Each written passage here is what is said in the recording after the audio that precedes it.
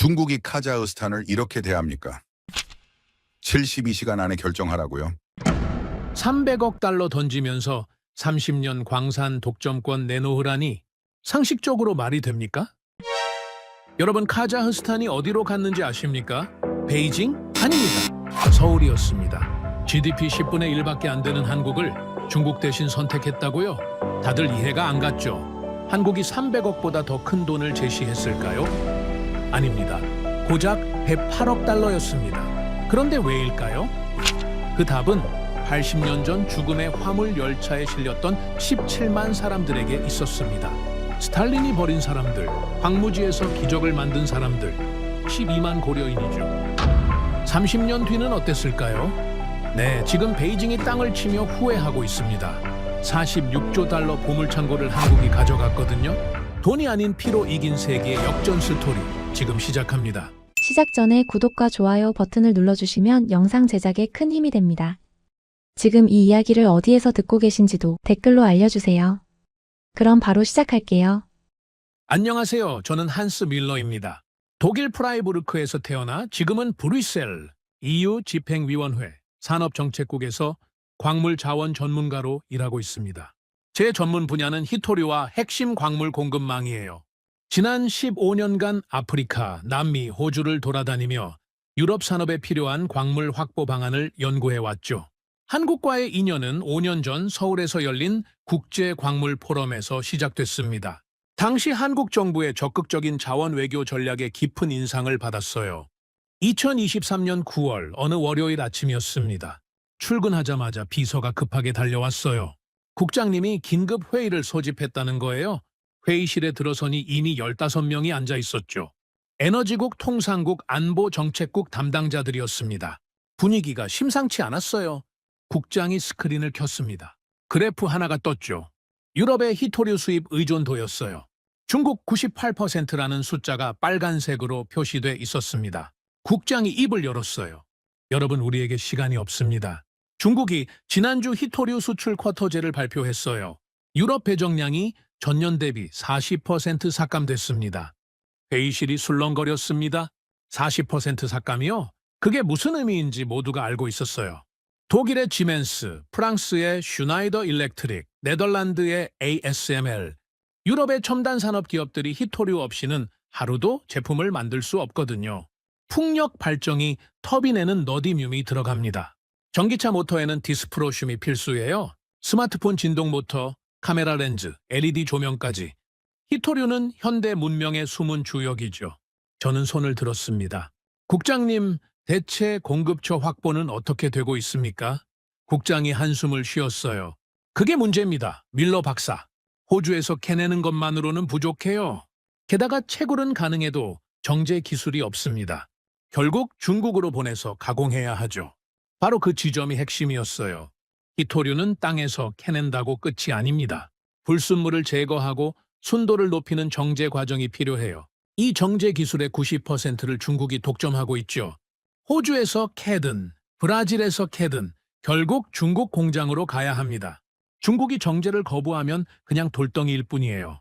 국장이 다음 슬라이드를 넘겼습니다. 2010년 센카쿠 사건 그래프가 나왔어요.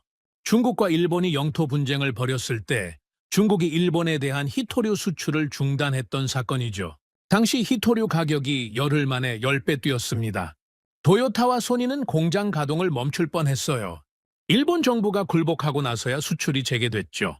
중국은 이미 히토류를 무기로 쓴 적이 있습니다. 국장의 목소리가 낮게 깔렸어요.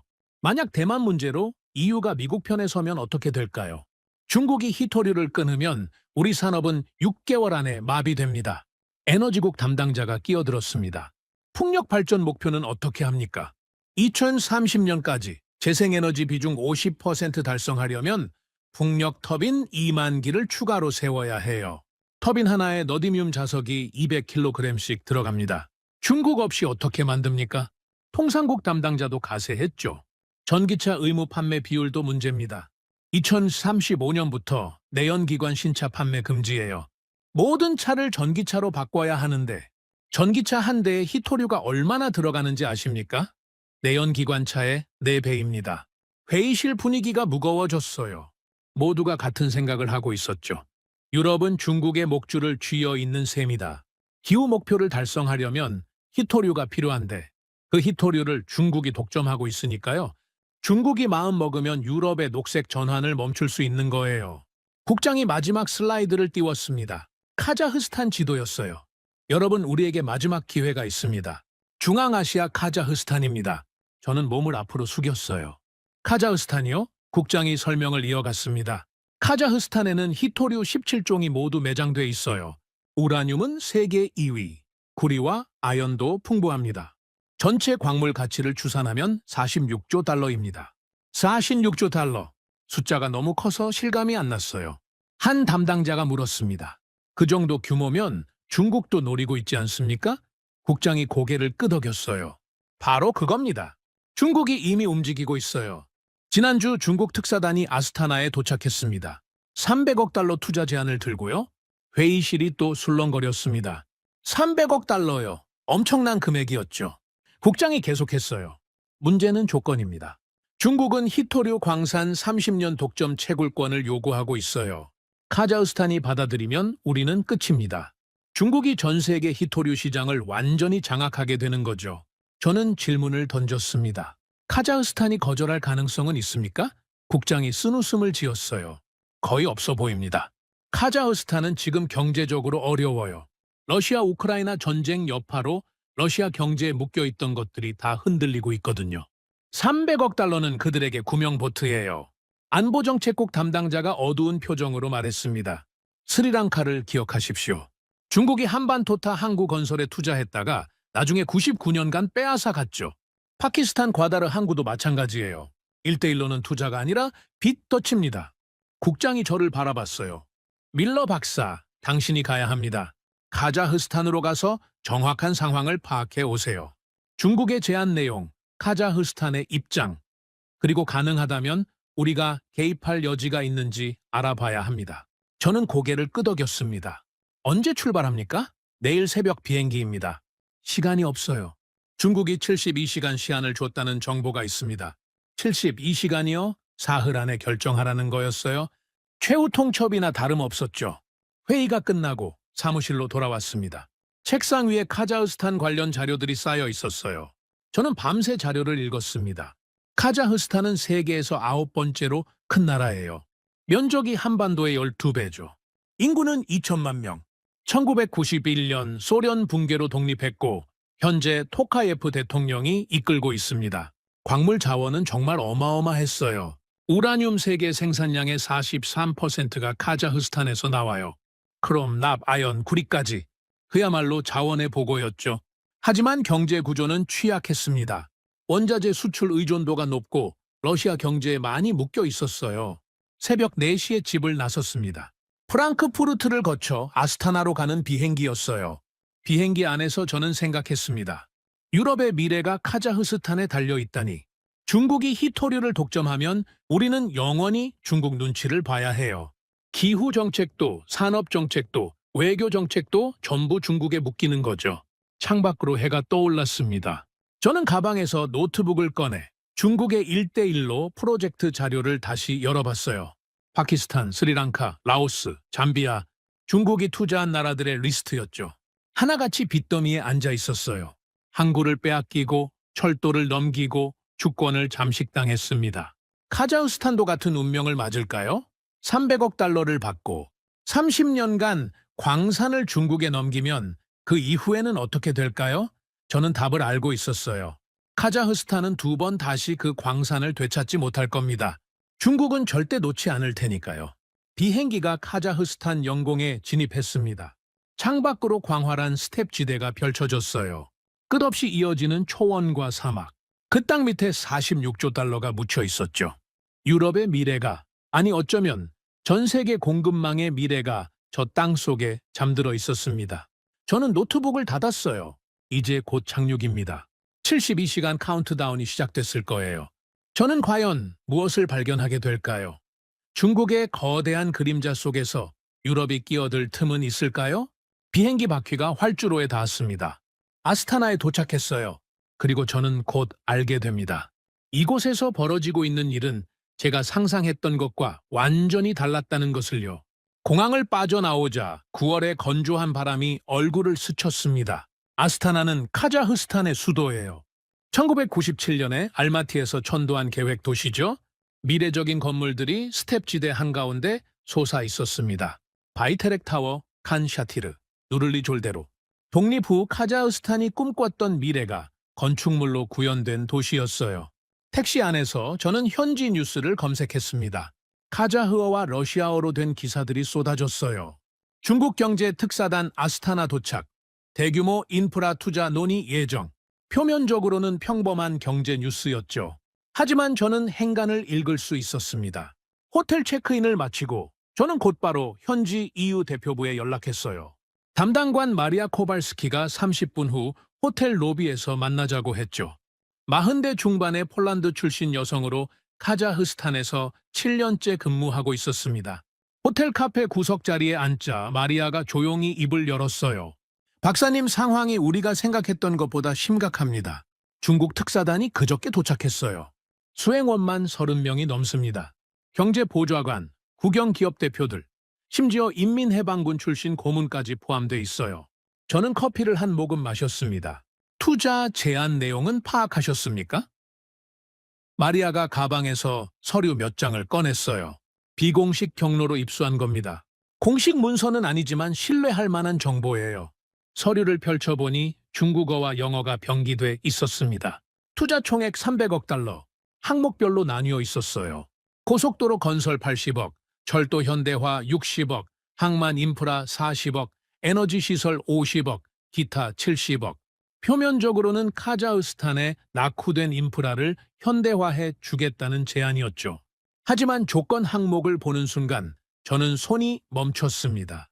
히토류 광산 채굴권 30년 독점 양도, 철도 및 항만 운영권 50년 중국 측 관리, 모든 건설 프로젝트, 중국 기업 및 중국 노동자 우선 투입, 분쟁 발생 시 베이징 중재법원에서 해결. 이건 투자 제한이 아니었어요. 사실상 경제 종속 계약서였죠. 이게 말이 됩니까? 저는 마리아를 쳐다봤어요. 30년 독점권이요? 카자흐스탄 주권을 팔아넘기라는 소리잖아요. 마리아가 쓴웃음을 지었습니다. 중국은 항상 이런 식이에요. 겉으로는 달콤하게 포장하지만 조건을 뜯어보면 올감이죠. 다음 페이지에는 시한 조항이 있었습니다. 본제안은 72시간 내 회신을 요구함. 기한 내 답변 없을 시 제안은 자동 철회됨. 72시간. 중국은 카자흐스탄에게 생각할 시간을 주지 않으려는 거예요. 거절하면 어떻게 될까요? 제가 물었습니다. 마리아가 한숨을 쉬었어요. 명시적 위협은 없어요. 하지만 다들 알고 있죠. 중앙아시아에서 중국의 영향력이 얼마나 큰지. 관세 장벽, 통관 지연, 투자 중단. 방법은 얼마든지 있습니다. 저는 스리랑카를 떠올렸습니다. 2017년 스리랑카는 중국에서 빌린 돈을 갚지 못했어요. 그 결과 한반도타 항구를 99년간 중국에 넘겨야 했죠. 스리랑카 영토 안에 중국 조차지가 생긴 겁니다. 파키스탄도 마찬가지였어요. 과다르 항구 운영권이 중국 손에 넘어갔습니다. 라오스는 더 심각해요. 마리아가 덧붙였어요. 중국 빚이 GDP의 65%예요. 사실상 국가 전체가 중국에 저당 잡힌 거죠. 전력, 철도, 광산할 것 없이 중국이 운영하고 있습니다. 그때 마리아의 휴대폰이 울렸습니다.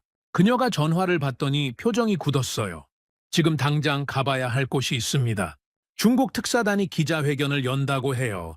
우리는 택시를 타고 인터컨티넨탈 호텔로 향했습니다. 중국 특사단이 묵고 있는 곳이었어요. 컨퍼런스룸 앞에는 이미 기자들이 모여 있었죠. 카자흐스탄 언론사들이 대부분이었지만 로이터, AFP 같은 국제통신사 기자들도 보였습니다. 컨퍼런스룸 문이 열렸어요. 검은 정장을 입은 중국 관리들이 들어왔습니다. 가운데 앉은 사람이 왕 부총리였어요. 시진핑 주석의 최측근으로 알려진 인물이죠. 카자흐스탄은 중국의 오랜 친구입니다. 왕 부총리가 러시아어로 말했어요. 우리는 친구가 어려울 때 돕는 것이 당연하다고 생각합니다. 300억 달러 투자 패키지는 카자흐스탄의 발전을 위한 우리의 진심 어린 제안이에요. 기자 한 명이 손을 들었습니다. 조건이 있다는 이야기가 있는데요? 왕 부총리가 미소 지었어요. 조건이라기보다는 상호 협력 방안이죠. 우리가 투자하는 만큼 카자흐스탄도 우리에게 기회를 주는 겁니다. 광산 개발권, 인프라 운영권 같은 것들이요. 저는 뒤에서 지켜봤습니다. 왕 부총리의 말투는 부드러웠어요. 하지만 그 속에 담긴 메시지는 명확했죠. 받아들여라. 거절하면 어떻게 되는지 너희도 알잖아. 기자회견이 끝나고 마리아가 제 팔을 잡았습니다. 저쪽 보세요. 한 카자흐스탄 관리가 창백한 얼굴로 서 있었어요. 마리아가 그에게 다가갔죠. 무슨 일입니까? 그가 작은 목소리로 말했습니다. 대통령 궁기 난리예요. 중국이 압박을 넣고 있어요. 내일 자정까지 답을 내놓으라고요. 내일 자정이요? 72시간이 거의 다 됐다는 뜻이었어요. 저는 가슴이 답답했습니다. 카자흐스탄은 선택을 강요당하고 있었죠. 300억 달러를 받고 주권을 팔 것인가? 아니면 거절하고 중국의 보복을 감수할 것인가? 호텔로 돌아오는 길에 마리아가 말했어요. 박사님, 현실적으로 카자흐스탄이 거절할 수 있을까요? 저는 고개를 저었습니다. 어렵죠. 러시아 우크라이나 전쟁으로 경제가 흔들리고 있어요. 300억 달러는 그들에게 구명보트예요. 호텔방에 들어와 저는 창밖을 바라봤어요. 아스타나의 야경이 펼쳐졌죠. 반짝이는 불빛들 사이로 바이테렉 타워가 빛나고 있었습니다. 저는 노트북을 열고 브뤼셀의 보고서를 작성하기 시작했어요. 중국의 제안은 예상보다 공격적임. 사실상 경제 종속 계약 이후의 개입 여지는. 그때 휴대폰이 울렸습니다. 마리아였어요. 박사님, 긴급 상황입니다. 방금 들어온 정보인데요. 토카예프 대통령이 내일 비행기에 오른다고 해요. 제 심장이 뛰었습니다. 어디로 갑니까? 베이징입니까? 마리아의 대답은 충격적이었어요. 아니요, 서울입니다. 서울이요? 저는 귀를 의심했어요. 중국이 300억 달러를 흔들며 최후 통첩을 보내는 상황에서 카자흐스탄 대통령이 베이징이 아니라 서울로 간다고요? 확실한 정보입니까? 대통령실 내부 소식통입니다. 확실해요. 전화를 끊고 저는 멍하니 앉아 있었습니다. 한국이요? GDP가 중국의 10분의 1도 안 되는 나라가 300억 달러 투자안을 뒤집을 수 있다는 겁니까? 저는 한국에 대해 아는 게 많지 않았어요. 삼성, 현대, K-팝으로 유명한 나라. 하지만 중앙아시아에서 중국과 맞설 만한 영향력이 있다고는 생각해 본 적이 없었습니다. 저는 노트북을 다시 열었어요. 한국과 카자흐스탄 관계를 검색하기 시작했죠. 그리고 검색 결과를 보는 순간 제 눈이 커졌습니다. 뭔가 제가 모르고 있던 거대한 퍼즐 조각이 있었어요. 30년 동안 조용히 쌓여온 무언가가요. 창밖으로 아스타나의 밤이 깊어갔습니다. 72시간 카운트다운이 막바지에 이르고 있었어요. 하지만 게임의 판도가 바뀌고 있었죠. 중국이 예상하지 못한 변수가 등장한 겁니다. 그 변수의 이름은 대한민국이었어요. 그날 밤 저는 거의 잠을 자지 못했습니다. 노트북 화면 앞에 앉아 한국과 카자흐스탄 관계를 파고들었어요. 처음엔 별로 나오는 게 없었죠. 양국 수교 1992년, 정상회담 몇 차례, 경제 협력 확대 중, 평범한 외교 관계처럼 보였습니다. 하지만 숫자를 보는 순간 달랐어요. 2024년 기준 한국의 대카자흐스탄 투자액 108억 달러. 저는 화면을 다시 봤습니다. 108억 달러요? 이게 맞나 싶어서 여러 자료를 교차 확인했어요. 카자흐스탄 투자청 자료, 한국산업통상자원부 통계, 세계은행 데이터. 모두 같은 숫자를 가리키고 있었죠. 더 놀라운 건 순위였습니다. 한국은 카자흐스탄에 투자하는 국가 중 세계 3위예요. 1위가 네덜란드, 2위가 미국, 3위가 한국이었죠. 중국은 4위였습니다. 중국보다 한국이 더 많이 투자하고 있었던 거예요. 저는 의자에 등을 기댔습니다. 어떻게 이런 일이 가능하죠? 한국 경제 규모는 중국의 10분의 1인데 카자흐스탄 투자는 중국보다 많아요? 저는 계속 파고들었습니다. 투자 시작 시점을 보니 1990년대 초반부터였어요. 소련이 붕괴하고 카자흐스탄이 독립한 직후부터 한국 기업들이 들어가기 시작한 겁니다. 1992년 양국 교역액은 전체 100만 달러에 불과했어요. 하지만 2024년에는 31억 달러로 증가했죠. 32년 만에 280배가 성장한 겁니다. 저는 기업 리스트를 찾아봤어요. 카자흐스탄에서 활동 중인 한국 기업 수가 8보에 94개였습니다. 거의 900개예요. 구체적인 기업명들이 나왔습니다. 현대건설, 삼성물산, 대우건설 같은 건설사들이 먼저 들어갔어요. 그 다음엔 금융회사들이었죠. 신한은행, 우리은행이 현지 지점을 열었습니다. 제조업체들도 있었어요. 2024년 기아 자동차가 카자흐스탄에 조립 공장을 세웠고 삼성전자는 스마트 TV와 세탁기 생산 공장 설립을 확정했죠. 저는 화면을 뚫어지게 바라봤습니다. 중국이 300억 달러로 문을 두드리는 동안 한국은 이미 안에 있었던 거예요. 30년 동안 조용히 뿌리를 내리고 있었던 겁니다. 저는 시계를 봤어요. 새벽 3시였죠. 몇 시간 후면 토카예프 대통령이 서울행 비행기에 오를 겁니다. 아침 8시에 마리아에게서 전화가 왔습니다. 박사님 공항으로 가시죠. 대통령 출국을 직접 봐야 합니다. 우리는 서둘러 누르술탄 나자르바예프 국제공항으로 향했어요. VIP 터미널 근처에는 이미 기자들이 몰려 있었죠. 9시 30분 검은색 차량 행렬이 도착했습니다. 토카예프 대통령이 내렸어요. 수행원들이 뒤따랐죠. 기자들이 질문을 쏟아냈습니다. 대통령님, 중국 투자 제안에 대해 어떻게 생각하십니까? 베이징이 아닌 서울로 가시는 이유가 뭡니까? 토카예프 대통령은 짧게 답했습니다. 카자흐스탄은 모든 파트너와 균형 잡힌 관계를 유지합니다. 한국은 우리의 중요한 동반자예요. 그게 전부였어요? 그는 곧바로 비행기에 올랐죠. 마리아가 제 옆에서 말했습니다. 중국 대사관이 발칵 뒤집혔을 겁니다. 저도 상상이 갔어요. 72시간 최후 통첩을 던졌는데 카자흐스탄 대통령이 베이징이 아니라 서울로 가다니 중국 입장에선 모욕이나 다름없었죠. 공항에서 돌아오는 길에 저는 마리아에게 물었습니다. 한국이 뭘 제시했을까요? 중국에 300억 달러보다 더 큰 금액을 제안했을 리는 없잖아요. 마리아가 고개를 저었어요. 돈만으로는 설명이 안 됩니다. 뭔가 다른 게 있어요. 호텔로 돌아와 저는 다시 조사를 시작했습니다. 이번엔 다른 키워드를 검색했어요. 고려인, 카자흐스탄 한인, 중앙아시아 한민족. 검색 결과가 쏟아졌죠. 그리고 저는 충격적인 역사를 발견했습니다. 1937년 소련. 스탈린이 극동 연해주에 살던 한인들을 강제 이주시켰어요. 이유는 일본과 전쟁이 날 경우 한인들이 일본 편을 들 수 있다는 것이었죠. 말도 안 되는 논리였습니다. 17만 명이 화물열차에 실렸어요. 소와 돼지를 운반하던 칸의 사람들이 빽빽이 들어찼죠. 9,000km를 40일간 달렸습니다. 열차 안에서 아이들이 죽어갔어요. 노인들이 쓰러졌죠. 도착한 곳은 카자흐스탄의 황량한 벌판이었습니다. 집도 없고 물도 없고 먹을 것도 없었어요. 하지만 이 사람들이 어떻게 했는지 아십니까? 땅을 팠습니다. 관계수로를 만들었어요. 벼농사를 시작했죠. 10년이 지나자 황무지가 곡창지대로 바뀌었습니다. 20년이 지나자 고려인 집단 농장은 소련 전체에서 생산성 1위를 기록했어요. 저는 화면을 스크롤했습니다. 현재 카자흐스탄에 살고 있는 고려인 수는 12만 명이 넘어요. 그런데 이들이 어디에 있는지가 중요했습니다. 정부 관료, 대학 교수, 기업 임원, 의사, 변호사, 언론인, 카자흐스탄 사회 곳곳에 퍼져 있었어요. 고려인 출신 국회의원이 여러 명 있었습니다. 장관을 지낸 사람도 있었어요. 대학 총장, 대기업 임원까지. 80년간 고려인들은 교육에 목숨을 걸었고 그 결과 카자흐스탄 엘리트층에 포진하게 된 거죠. 저는 퍼즐 조각들이 맞춰지는 걸 느꼈습니다. 한국 기업들이 카자흐스탄에 들어갔을 때 언어 장벽이 있었을 거예요.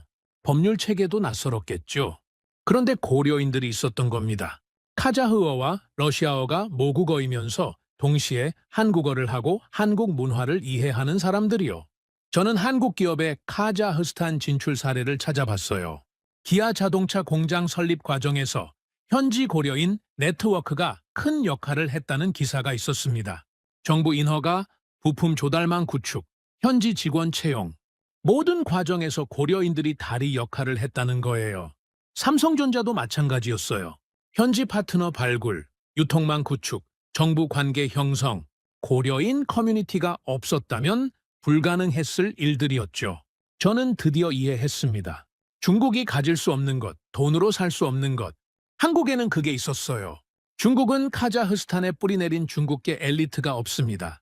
중국 기업이 들어오면 중국인 관리자를 데려오고 중국인 노동자를 데려와요. 현지와 섞이지 않죠. 반면 한국은 달랐습니다. 80년 전부터 카자흐스탄에 살아온 동포들이 있었어요. 이들이 한국과 카자흐스탄을 연결하는 살아있는 다리였던 겁니다. 오후에 마리아가 다시 연락을 해왔습니다. 박사님, 중국 대사관에서 긴급 성명을 냈어요. 저는 호텔 로비로 내려갔죠. 마리아가 태블릿을 보여줬습니다. 중국 대사관 성명이었어요. 중국은 카자흐스탄의 가장 큰 교역 파트너이며 양국 관계는 전략적 동반자 관계를 넘어섰다. 어떤 외부 세력도 양국 간 신뢰를 흔들 수 없다. 외부 세력이요? 한국을 말하는 거였죠. 저는 웃음이 나왔습니다. 중국이 당황하고 있어요. 300억 달러로 협박했는데 카자흐스탄이 서울로 가버렸으니까요. 외교적 망신이었죠. 그날 저녁 저는 EU 대표부의 다른 담당관들과 저녁 식사를 했습니다. 모두 같은 질문을 던졌어요. 한국이 대체 뭘 제시한 겁니까? 저는 제가 발견한 것들을 설명했습니다. 118억 달러 투자, 8보시국축 4개 기업, 12만 고려인 네트워크. 한 담당관이 말했어요. 그래도 300억 달러보다는 작잖아요. 제가 대답했습니다. 돈의 문제가 아닙니다. 중국은 300억 달러로 30년 독점권을 사려고 했어요. 한국은 30년간 108억 달러를 투자하며 신뢰를 샀죠. 빚이 아니라 파트너십이에요. 식탁이 조용해졌습니다. 모두가 생각에 잠겼어요. 저는 계속했습니다. 중국 방식은 위에서 아래로 내려옵니다. 정부가 결정하고 기업이 움직이죠. 한국 방식은 아래에서 위로 올라와요. 기업들이 먼저 들어가서 뿌리를 내리고 흙에 쌓여서 정부 차원의 협력이 되는 겁니다. 그날 밤 저는 브뤼셀에 긴 보고서를 보냈습니다. 카자흐스탄의 선택은 단순한 경제 계산이 아님, 30년간 쌓인 신뢰와 12만 고려인 네트워크가 결정적 변수, 중국의 빚덧 외교에 대한 경고 등 한국 모델 연구 필요. 보고서를 보내고 나니 새벽 2시였어요. 창밖으로 아스타나의 불빛이 반짝이고 있었습니다. 저 멀리 서울에서는 역사적인 정상회담이 준비되고 있을 거예요. 중국이 예상하지 못한 반전이었죠. 300억 달러가 108억 달러에게 진 겁니다. 아니, 정확히는 협박이 신뢰에게 진 거예요. 이틀 후 저는 알마티로 이동했습니다. 카자흐스탄의 옛 수도이자 최대 상업 도시예요. 아스타나가 정치의 중심이라면 알마티는 경제의 심장이죠. 한국 기업들 대부분이 이곳에 사무실을 두고 있었습니다. 공항에서 택시를 타고 시내로 들어가는 길에 저는 눈에 띄는 간판들을 봤어요. 삼성, LG, 현대, 기아, 한국 브랜드들이 거리 곳곳에 보였죠. 카페에서는 한국 드라마 포스터가 붙어 있었고 젊은이들이 한국 음악을 듣고 있었습니다. 제가 만나기로 한 사람은 김 알렉산드르였어요. 고려인 3세로 현재 카자흐스탄 광물자원공사에서 수석 지질학자로 일하고 있죠. 마리아가 연결해준 인맥이었습니다. 우리는 시내 중심가의 한 카페에서 만났어요. 40대 초반으로 보이는 그는 유창한 영어를 구사했습니다. 밀러 박사님, 반갑습니다. 카자흐스탄의 광물 자원에 관심이 많으시다고 들었어요. 악수를 나누고 자리에 앉았죠. 저는 바로 본론으로 들어갔습니다. 솔직히 말씀드리면 중국과 한국의 경쟁 구도가 궁금합니다. 왜 카자흐스탄은 한국을 선택했을까요?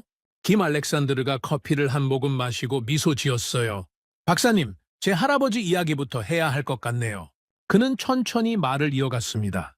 1937년 할아버지는 14살이었어요. 연해주에서 농사를 짓던 평범한 조선인 가정이었죠. 어느 날 소련 군인들이 마을에 들이닥쳤습니다. 사흘 안에 짐을 싸라고 했어요. 저는 숨을 죽이고 들었습니다.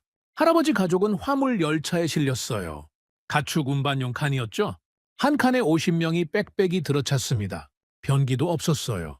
구석에 양동이 하나가 전부였죠. 40일을 그렇게 달렸어요. 김 알렉산드르의 목소리가 낮아졌습니다. 할아버지 동생이 열차 안에서 죽었어요. 7살이었죠. 이질에 걸려서 열차가 멈췄을 때 시신을 철로 옆에 묻었다고 합니다. 비석도 없이요. 저는 가슴이 먹먹해졌어요. 카자흐스탄에 도착했을 때 아무것도 없었어요. 땅만 있었죠. 스탈린은 이 사람들이 굶어 죽기를 바랐던 것 같아요. 하지만 할아버지 세대는 살아남았습니다. 땅을 파서 움집을 만들었어요. 관계수로를 직접 팠죠. 쌀 농사를 시작했습니다. 중앙아시아에서 벼농사가 될 리 없다고 모두가 비웃었어요. 하지만 10년 후 황무지가 논으로 바뀌었죠. 20년 후에는 소련에서 생산성이 가장 높은 집단 농장이 됐습니다. 고려인들이 해낸 거예요. 김 알렉산드르가 저를 똑바로 쳐다봤습니다. 박사님, 우리 고려인들은 이 땅에 피와 땀으로 뿌리를 내렸어요. 80년이 넘었습니다. 우리는 카자흐스탄 사람이에요. 하지만 동시에 한반도의 피가 흐르죠. 이게 중국이 절대 가질 수 없는 연결고리입니다. 저는 고개를 끄덕였습니다. 그 연결고리가 한국 기업들에게 어떤 도움이 됐습니까? 김 알렉산드르가 설명했어요. 1990년대 초반 한국 건설사들이 처음 왔을 때를 기억해요. 저는 어렸지만 아버지가 통역을 도와주셨거든요. 한국 사람들은 카자흐어를 못했고 카자흐 공무원들은 한국어를 몰랐죠. 고려인들이 중간에서 다리가 됐어요. 단순한 통역이 아니었습니다. 문화를 번역했어요. 한국 기업의 빨리빨리 문화와 카자흐스탄의 느긋한 템포를 조율했죠. 서류 처리 방식을 설명했고 누구에게 언제 어떻게 접근해야 하는지 알려줬습니다. 저는 메모를 하기 시작했어요. 구체적인 예를 들어주실 수 있습니까? 김 알렉산드르가 말했습니다. 현대건설이 알마티에 아파트 단지를 지을 때예요. 건설 인허가가 석 달째 나오지 않았죠. 담당 공무원이 계속 추가 서류를 요구했어요. 한국 측은 답답해했습니다. 고려인 직원이 나섰어요. 알고 보니 그 공무원의 상사가 고려인 출신 차관이었죠. 전화 한 통이면 됐습니다. 일주일 만에 인허가가 났어요. 이게 네트워크예요. 중국 기업은 이런 네트워크가 없어요. 저는 이해가 갔습니다. 기아 자동차 공장은 어떻습니까? 김 알렉산드르가 눈을 반짝였어요. 2024년에 세워진 조립 공장이죠. 저도 그 프로젝트에 간접적으로 관여했어요. 공장 부지 선정부터 현지 부품 업체 발굴까지 모든 단계에서 고려인 전문가들이 투입됐습니다. 공장에서 일하는 직원 800명 중 700명이 카자흐스탄 현지인이에요. 고려인도 50명 정도 있죠. 관리직 상당수가 고려인입니다. 한국 본사와 현지 직원 사이에서 소통을 돕고 있어요. 저는 질문을 던졌습니다. 중국 기업과 비교하면 어떤 차이가 있습니까? 김 알렉산드르가 단호하게 말했어요. 중국 기업은 중국인만 데려와요. 관리자도 중국인, 기술자도 중국인, 심지어 식당 요리사까지 중국인이죠. 현지인은 허들에 실만합니다. 파키스탄 과다르 항구를 보세요. 중국이 지었지만 일하는 사람은 거의 다 중국인이에요. 파키스탄 사람들은 자기 나라 항구에서 구경만 하죠. 스리랑카 한반토타 항구도 마찬가지입니다. 저는 끄덕였습니다. 한국은 다르다는 거죠? 완전히 달라요. 한국 기업은 현지인을 고용하고 기술을 가르치고 관리직으로 승진시킵니다. 그리고 그 중심에 고려인들이 있어요. 우리는 한국 문화를 이해하면서도 카자흐스탄 사람이거든요. 김 알렉산드르가 휴대폰을 꺼내 사진을 보여줬습니다. 이게 기아 공장 개소식 사진이에요. 토카예프 대통령이 직접 왔어요. 현지 직원들과 악수하고 있죠. 저 사람이 제 사촌 동생입니다. 생산 라인 팀장이에요. 저는 사진을 자세히 봤습니다. 카자흐스탄 대통령이 환하게 웃고 있었어요. 옆에 한국 기업 임원과 현지 직원들이 함께 서 있었죠. 이게 차이예요, 박사님. 중국은 투자하고 가져가지만 한국은 투자하고 함께 만들어요. 우리는 2시간 넘게 이야기를 나눴습니다. 김 알렉산드르는 삼성전자 공장 이야기도 해줬어요. 스마트 TV와 세탁기 생산 공장이 곧 본격 가동됩니다. 현지 협력업체도 함께 키우고 있어요. 부품을 납품하는 카자흐스탄 중소기업이 20곳이 넘어요. 이게 생태계예요. 한국 대기업이 들어오면 현지 중소기업들도 같이 성장합니다. 일자리가 늘고 기술이 전수되고 경제가 돌아가죠. 중국은 그런 생태계를 안 만들어요. 자기들끼리만 해요. 헤어지기 전에 저는 마지막 질문을 던졌습니다. 그럼 108억 달러 투자가 중국의 300억 달러 제안을 이긴 이유는 뭡니까? 김 알렉산드르가 웃었어요. 돈의 크기가 아니에요, 박사님. 108억은 30년간 쌓인 신뢰의 무게예요. 300억은 3일 안에 던져진 협박의 무게고요. 어느 게 더 무겁겠어요? 택시를 타고 호텔로 돌아오는 길에 저는 창밖을 바라봤습니다. 거리에는 현대 차량들이 달리고 있었고 건물에는 삼성 로고가 빛나고 있었어요. 30년 전엔 아무것도 없었을 겁니다. 한국 기업들이 하나 둘 들어와서 공장을 짓고 사무실을 열고 사람을 고용했죠. 요란하지 않았어요. 신문에 대서특필되지도 않았습니다. 그냥 조용히 비즈니스를 했을 뿐이에요. 하지만 그게 쌓이고 쌓여서 108억 달러가 됐고 854개 기업이 됐고 12만 고려인과의 연결고리가 됐죠. 중국은 그걸 몰랐어요. 300억 달러면 될 줄 알았던 겁니다. 호텔방에 들어와 저는 불위셀의 추가 보고서를 작성했습니다. 한국의 성공 비결은 시간과 신뢰, 30년간 민간 기업 주도로 쌓아온 실체. 고려인 네트워크는 대체 불가능한 자산. 중국의 국가 주도 투자와는 근본적으로 다른 접근 방식. 보고서를 보내고 저는 침대에 누웠습니다. 내일은 서울에서 정상회담 결과가 발표될 예정이에요. 과연 어떤 내용이 나올까요? 108억 달러가 300억 달러를 이긴 다음 장면은 무엇일까요? 다음 날 아침, 저는 알마티 외곽의 한 마을로 향했습니다. 김 알렉산드르가 소개해준 고려인 집단 거주지였어요. 우슈토베라는 곳이었죠. 1937년 강제 이주 당시 고려인들이 정착한 곳 중 하나입니다. 차로 2시간을 달렸어요. 도시를 벗어나자 광활한 스텝 지대가 펼쳐졌습니다. 지평선까지 이어지는 평원이었죠. 80년 전 이곳에 내던져진 사람들은 얼마나 절망했을까요? 아무것도 없는 땅에서요. 마을에 도착하자 김 알렉산드르의 어머니가 마중 나와 있었습니다. 이른이 넘은 분이었지만 정정했어요. 어서 오세요, 박사님. 멀리서 오셨네요. 유창한 러시아어였죠. 통역을 통해 대화했습니다. 집 안으로 들어가니 한국 식상이 차려져 있었어요. 김치, 된장찌개, 나물 반찬들. 제가 직접 만들었어요. 어머니한테 배운 음식이죠. 할머니가 미소 지었습니다. 저는 감사 인사를 하고 자리에 앉았어요. 식사를 하며 할머니가 이야기를 시작했습니다. 제 시아버지가 1937년에 여기 오셨어요. 당시 14살이었죠. 연해주 블라디보스토크 근처에서 농사를 짓던 가정이었습니다. 김 알렉산드르의 할아버지 이야기였어요. 기차에 실렸을 때 어디로 가는지도 몰랐대요. 40일을 달렸죠. 도착해서 내렸는데 아무것도 없었답니다. 땅만 있었어요. 소련 군인들이 말했대요. 여기서 살아남으라고요. 할머니의 목소리가 떨렸습니다. 첫 겨울에 많은 사람이 죽었어요. 추위와 굶주림으로요. 시아버지 동생도 그때 돌아가셨죠. 7살이었어요. 묻을 관도 없어서 천에 싸서 땅에 묻었다고 합니다. 저는 숨을 죽이고 들었습니다. 하지만 살아남은 사람들은 포기하지 않았어요. 땅을 파기 시작했죠. 삽도 제대로 없었어요. 나무 막대기로 땅을 팠습니다. 광해 수로를 만들었어요. 물을 끌어왔죠. 조선 사람들은 쌀을 먹어야 한다라고 생각했어요. 중앙아시아에서 벼농사가 되겠냐고 러시아 사람들이 비웃었지만 시아버지 세대는 해냈어요. 5년이 걸렸죠. 첫 수확을 했을 때 모두 울었다고 합니다. 할머니가 사진첩을 꺼냈습니다. 흑백 사진들이었어요. 1940년대로 보이는 사진에는 논에서 일하는 사람들이 찍혀 있었죠. 이게 시아버지예요. 20살 때 사진입니다. 저 뒤에 보이는 게 논이에요. 황무지가 논으로 바뀐 거죠. 다음 사진은 1960년대였습니다. 이때는 고려인 집단 농장이 소련 전체에서 1등을 했어요. 생산성이 가장 높았죠. 스탈린이 죽이려고 보낸 사람들이 가장 성공한 겁니다. 할머니가 자랑스럽게 말했어요. 교육에도 목숨을 걸었어요. 시아버지는 일하면서 밤에 공부했어요. 러시아어를 배웠죠. 제 남편도 대학에 갔습니다. 지질학을 전공했어요.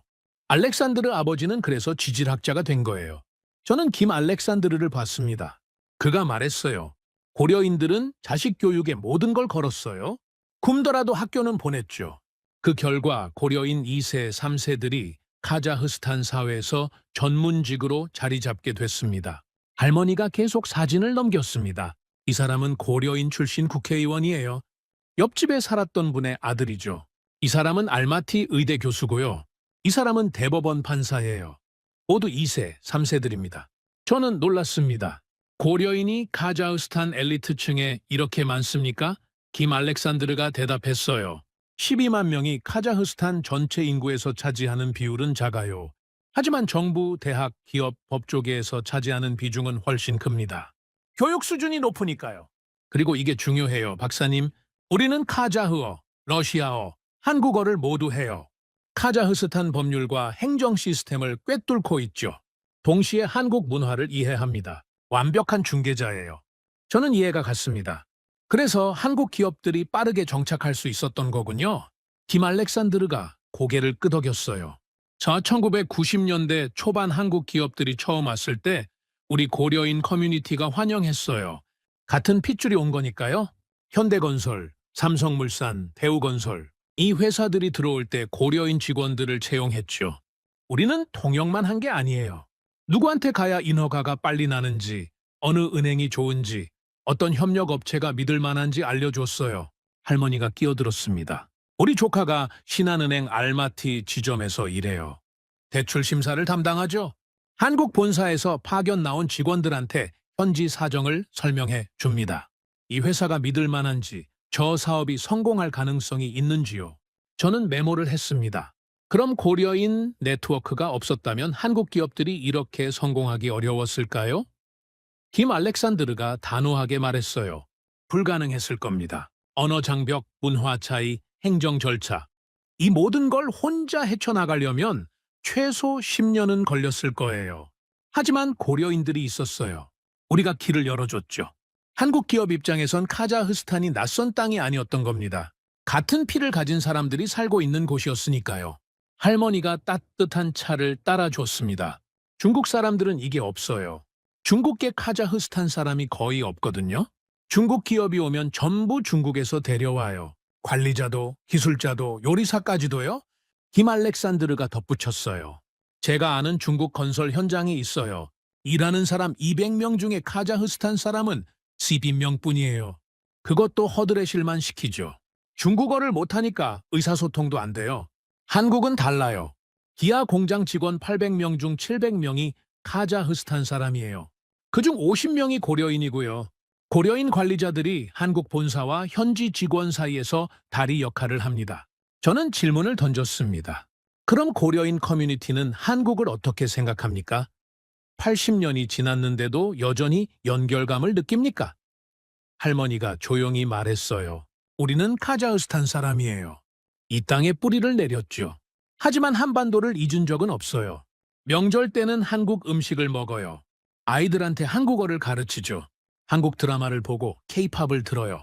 2002년 월드컵 때는 온 마을이 한국을 응원했습니다. 할머니의 눈이 촉촉해졌어요. 김 알렉산드르가 말했습니다. 박사님, 피는 물보다 진해요. 80년이 지났지만 우리는 여전히 한민족이에요. 카자흐스탄 여권을 가졌지만 한국이 성공하면 기뻐요. 그래서 한국 기업들을 돕는 겁니다. 우리 동족이니까요. 오후가 되어 저는 마을을 둘러봤습니다. 작은 한국식 정자가 있었어요. 마을 회관 옆에 세워진 것이었죠. 비석에는 1937년 강제 이주 희생자들의 이름이 새겨져 있었습니다. 수백 개의 이름이었어요. 김 알렉산드르가 비석 앞에 섰습니다. 제 할아버지 동생 이름도 여기 있어요. 7살에 죽었던 아이요. 이름도 없이 철로 옆에 묻혔지만 우리는 기억합니다. 그의 목소리가 떨렸어요. 80년 전 17만 명이 여기 내던져졌어요. 죽으라고 보내진 거죠. 하지만 우리는 살아남았습니다. 황무지를 곡창으로 만들었고 자식들을 교육시켰고 카자흐스탄 사회의 일원이 됐어요. 그리고 지금 우리는 한국과 카자흐스탄을 연결하고 있습니다. 중국이 300억 달러로 살 수 없는 것, 바로 이거예요. 12만 명의 고려인이 80년간 쌓아온 신뢰와 네트워크죠. 저는 비석을 바라봤습니다. 스탈린의 만행이 80년 후 한국의 자산이 됐어요. 강제 이주의 비극이 경제협력의 다리가 된 겁니다. 역사의 아이러니였죠. 알마티로 돌아오는 차 안에서 저는 생각에 잠겼습니다. 중국에는 이런 다리가 없어요. 카자흐스탄에 뿌리 내린 중국계 엘리트가 없죠. 돈은 많지만 피의 연결은 없습니다. 한국은 그 반대예요. 돈은 중국보다 적지만 12만 명의 살아있는 다리가 있죠. 그날 저녁 저는 브뤼셀에 보고서를 보냈습니다. 고려인 네트워크는 대체 불가능한 자산, 80년간 형성된 신뢰와 문화적 연결, 중국의 자본이 넘을 수 없는 장벽, 한국의 진짜 힘은 여기에 있음.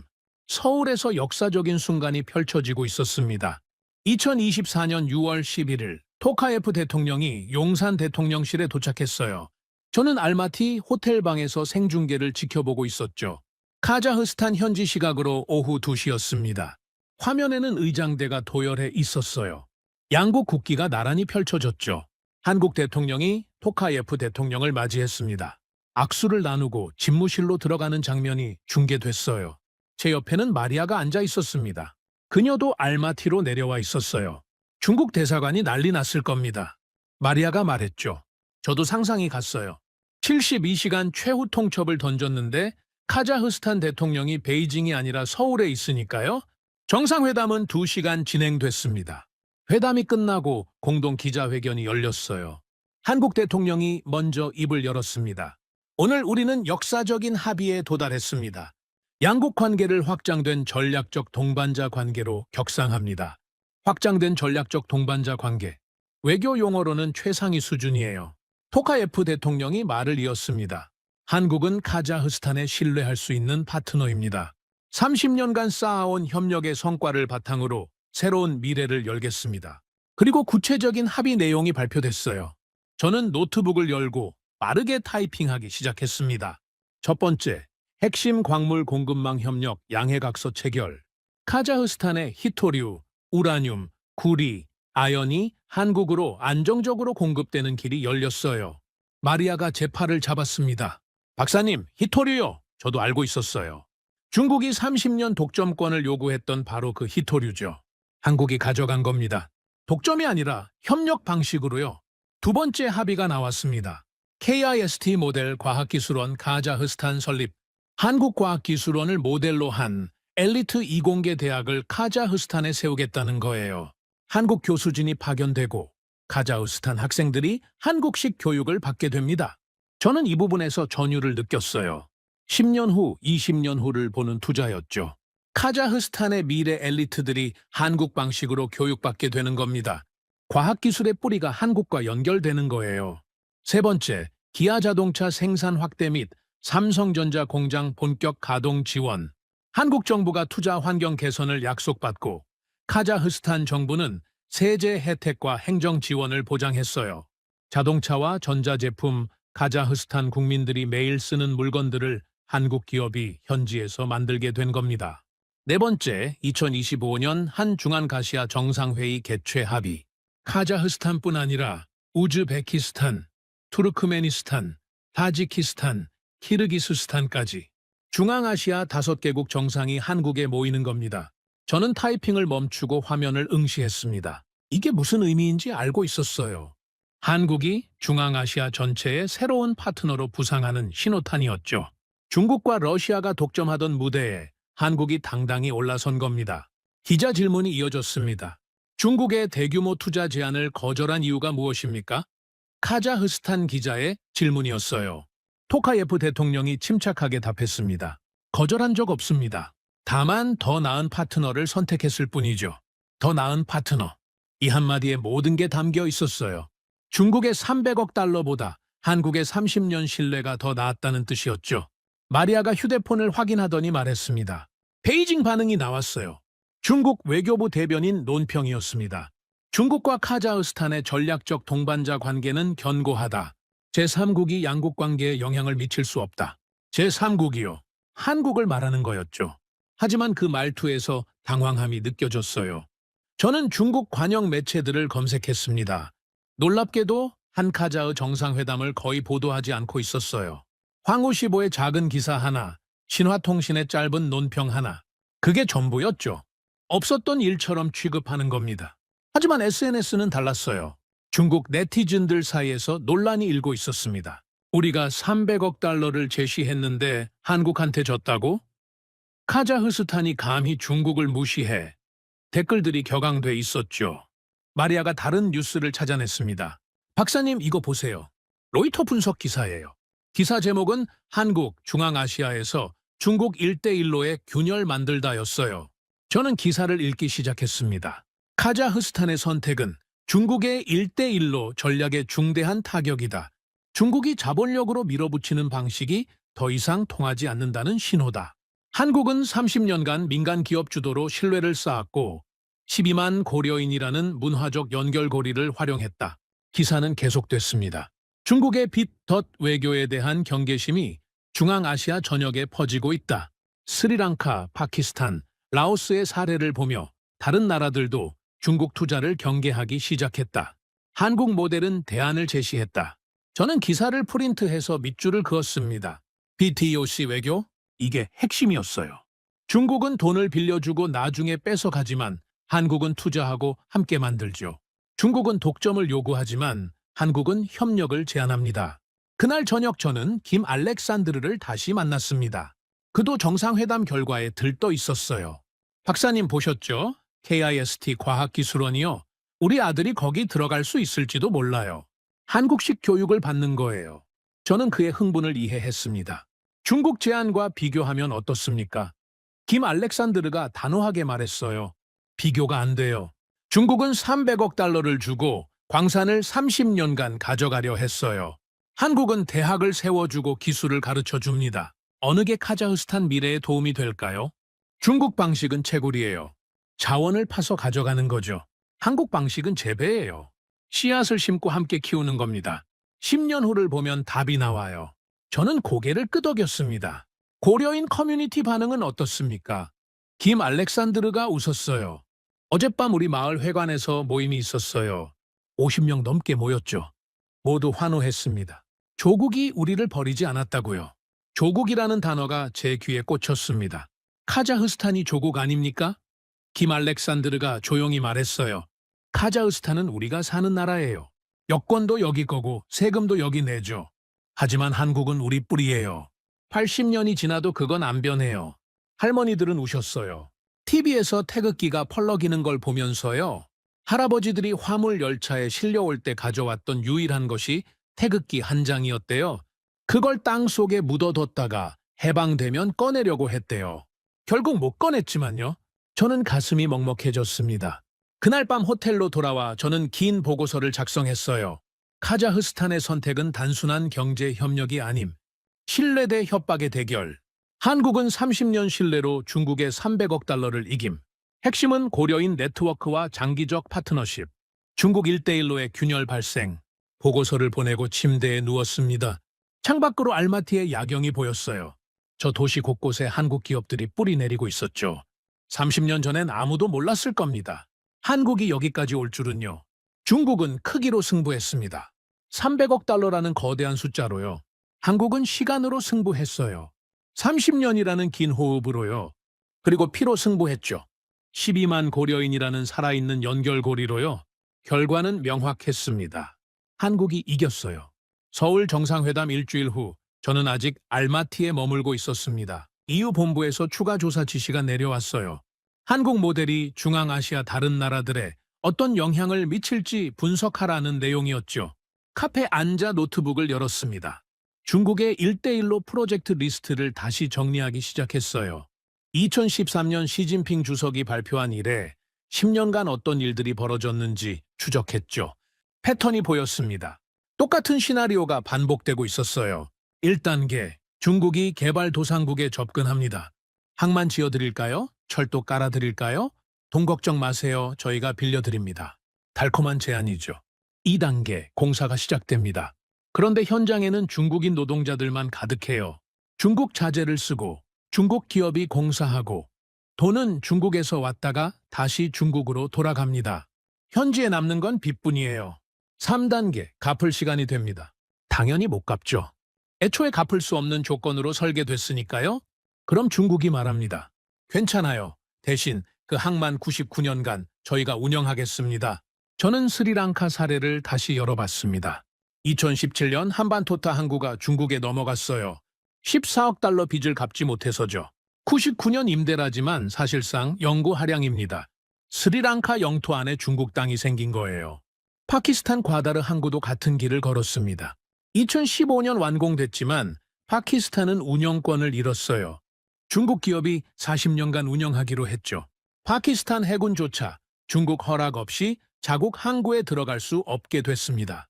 라오스는 더욱 심각했어요. 중국 라오스 철도 건설로 빚이 GDP의 65%까지 치솟았습니다.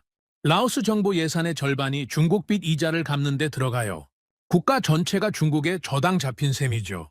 저는 리스트를 계속 내려갔습니다. 잠비아, 짐바브웨, 지부티, 몰디브. 1대1로에 올라탄 나라들이 하나같이 빚더미에 앉아 있었어요. 중국은 이걸 개발 지원이라고 부르지만 서방에서는 빚덧 외교라고 불렀죠. 그때 마리아에게서 메시지가 왔습니다. 박사님, 긴급 뉴스 확인하세요. 우즈베키스탄이 움직였어요. 저는 급히 뉴스 사이트를 열었습니다. 우즈베키스탄 대통령이 성명을 발표했더군요. 우즈베키스탄은 한국과의 전략적 동반자 관계를 강화할 것입니다.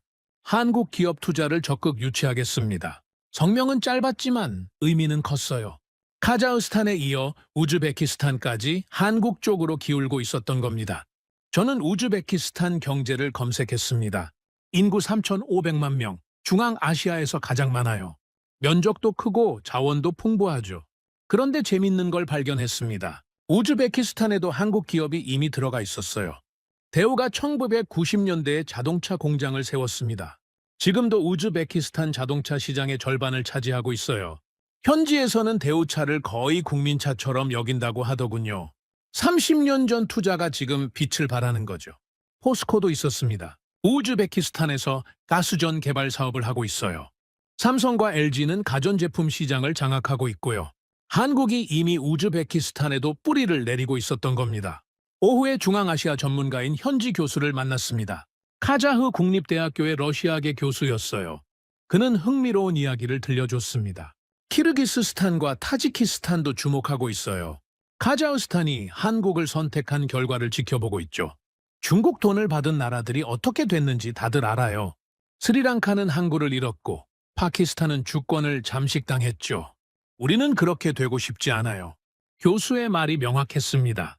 저는 질문을 던졌습니다. 하지만 한국은 중국만큼 큰 자본을 제공할 수 없지 않습니까? 교수가 고개를 저었어요. 그게 장점이에요. 한국은 갚을 수 없는 빚을 떠안기지 않아요. 대신 기업들이 와서 공장을 짓고 일자리를 만들죠. 카자흐스탄을 보세요.